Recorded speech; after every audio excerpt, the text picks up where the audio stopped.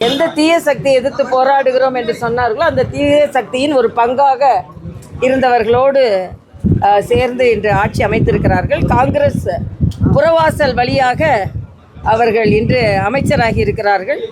காங்கிரஸ் பல மாநிலங்களில் புறக்கணிக்கப்பட்ட ஒரு கட்சி, ஊழல் அதிகமாக செய்த கட்சி, மக்களுக்கான நல்ல திட்டங்களை கொடுக்காத கட்சி.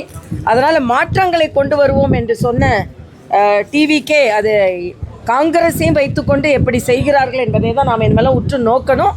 அவர்களின் அழுத்தத்திற்கு எந்த வகையிலும் புதிய ஆட்சி இடம் கொடுத்து விடக்கூடாது. குறிப்பாக இப்போவே பிஎம் ஸ்ரீ, புதிய கல்விக் கொள்கை, இவையெல்லாம் மக்களுக்கு நல்லது. போன ஆட்சி இதையெல்லாம் வேண்டா வெறுப்பாக அணுகியதால், ஒரு மோதல் போக்கை கடைபிடித்ததுனால தான் மக்கள் புறக்கணித்திருக்கிறார்கள். பக்கத்தில் பாண்டிச்சேரியில் பார்த்திங்கன்னா பிஎம் ஸ்ரீ திட்டம் நிறைவேற்றப்பட்டு இருக்கிறது, புதிய கல்விக் கொள்கை. ஆக மக்கள் எப்போவுமே ஆக்கப்பூர்வமாக நடவடிக்கைக்கு தான் ஆதரவு தருவார்கள். இவர்கள் மறுபடியும் இவர்களையெல்லாம் சேர்த்து கொண்டு நல்ல ஆட்சி செய்யாமல் அரசியல் செய்தார்கள் என்றால் மக்கள் மறுபடியும் சிந்திக்க ஆரம்பிப்பார்கள் என்பதை எச்சரிக்கையோடு நீங்கள் அணுகணும். இன்னைக்கு பதவியேற்பு விழால வந்தே மாதரம் பாடல் தான் முதல்ல பாடியிருக்காங்க. அவங்க கூட இப்போ சப்போர்ட் பண்ணக்கூடிய கம்யூனிஸ்ட் எல்லாமே அதை விமர்சனம் பண்றாங்க. எப்படி பாக்குறீங்க? இல்லை, இந்த விமர்சனம் தேவையில்லாதது. வந்தே மாதர பாடல் நம் நாட்டு உணர்வை தட்டி எழுப்பிய பாடல், நமது சுதந்திர கனலை தட்டி எழுப்பிய பாடல். இந்த பாடலுக்கு முக்கியத்துவம் தர வேண்டும்.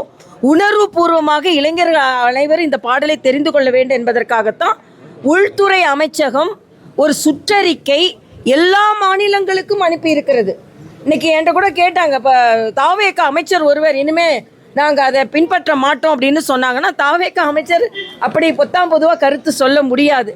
மத்திய உள்துறை அமைச்சரத்தில் இருந்து ஒரு வழிமுறை பின்பற்றப்பட வேண்டும் என்றால் அது அவர்களுக்கு சொந்த வழிமுறை அல்ல, அது நாட்டுக்கான வழிமுறை. அதை பின்பற்றி ஆக வேண்டும். திராவிட முன்னேற்ற கழகம் ஆட்சியில் இருக்கும்போது தான் நீங்கள் சனாதன பற்றியும் நீங்கள் அரசியல் செய்தீங்க, வந்தே மாதரத்தை பற்றியும் அரசியல் செய்தீங்க.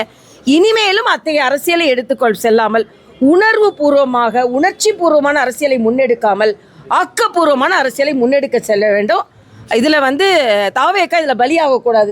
திமுக இப்படி சொல்கிறதுல இன்னும் சொல்ல போனால் இந்த கம்யூனிஸ்டுகள், காங்கிரஸ் இவர்கள் எல்லாம் உங்களோட இண்டிவிஜுவாலிட்டியை, தனித்தன்மையோடு நீங்கள் ஆட்சி அமைப்பதை அவர்கள் எந்த விதத்திலும் அழுத்தம் கொடுக்கக்கூடாது என்பதை நீங்கள் உணர வேண்டும் என்பது எனது கருத்து. பிரதமருடைய வெளிநாட்டு பயணத்தை ஆப்போசிஷன் லீடர் ராகுல் காந்தி தொடர்ச்சியாக விமர்சனம் பண்ணிட்டு இருக்காரு. இப்போ இருக்கக்கூடிய நாட்டுடைய பொருளாதார சூழல்ல பிரதமர் வெளிநாட்டுக்கு சென்றதே, அரபு நாடுகளுக்கு சென்றது நீங்க பார்த்தீங்கன்னா, அங்கே உள்ள நமக்கான பெட்ரோல் ரிசர்வை நமக்காக அதை சேமித்து வைப்பதற்கும் நமக்கு கொடுப்பதற்கும் தான் அவர் சென்றார். நான் கேட்குறேன், நெதர்லாண்ட்ஸ் போனாருங்க.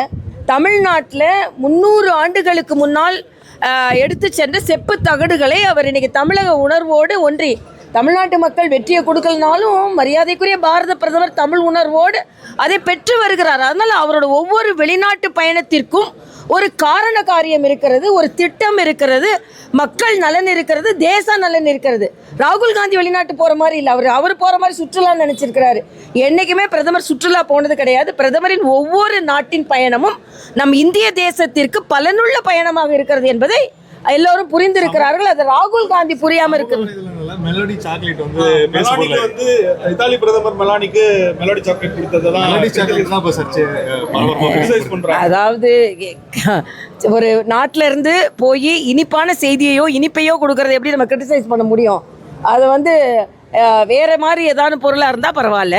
அதனால இனிப்பான ஒரு பொருள் தானே, அதனால அதை கிரிட்டிசைஸ் பண்றதுல என்ன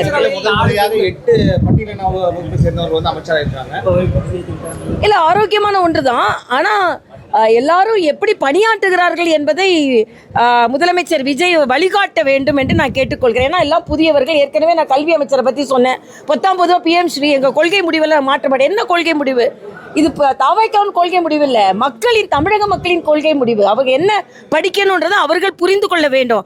அதனால சென்ற ஆட்சி மாதிரி ஒரு கொள்கை போட்டியும் ஒரு எதிர்ப்பையும் காண்பிக்காம ஆக்கப்பூர்வமான நடவடிக்கைகள் ஈடுபட வேண்டும்.